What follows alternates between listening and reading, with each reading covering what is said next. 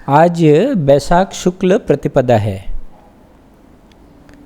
तो आज चंद्र दर्शन है।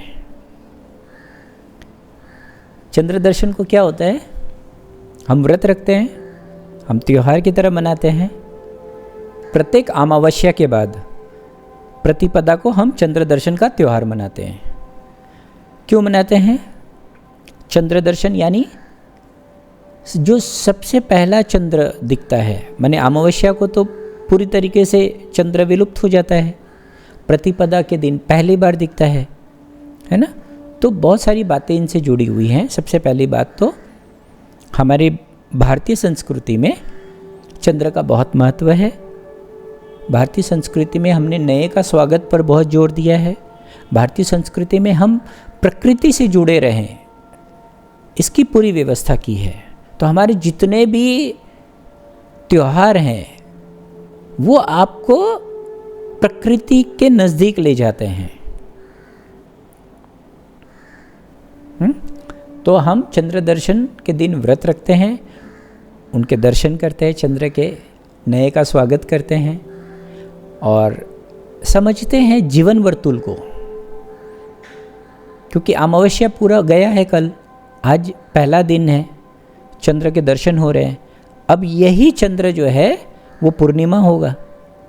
तो अमावस्या से पूर्णिमा, पूर्णिमा से अमावस्या, अमावस्या से पूर्णिमा, पूर्णिमा से अमावस्या।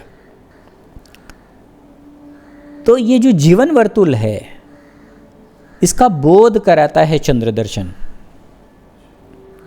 वैसे भी हम शहर में रहने वाले लोग आखिरी बार कब चंद्र दर्शन किए थे, याद है? कब आकाश की तरफ सर उठाए और चंद्र को देखे? ख्याल है कुछ? हाँ, हम देखो अपने प्रकृति से कितने दूर हैं, है ना। तो चंद्र जो है वो दिव्यता का आभास कराता है। चंद्र जो है वो हमारे भाव और मानसिक स्वास्थ्य का प्रतीक है।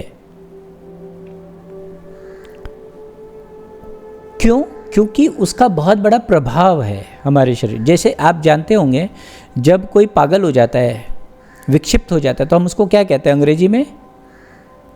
लूनैटिक। लूनैटिक शब्द किससे बना है? लूनर से, यानी चंद्र से, है ना।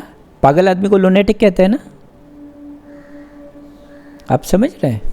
तो इसका कारण यह है क्योंकि मानसिक स्वास्थ्य और भाव का जो स्वास्थ्य है वो सीधा सीधा चंद्र से हमारा जुड़ा हुआ है।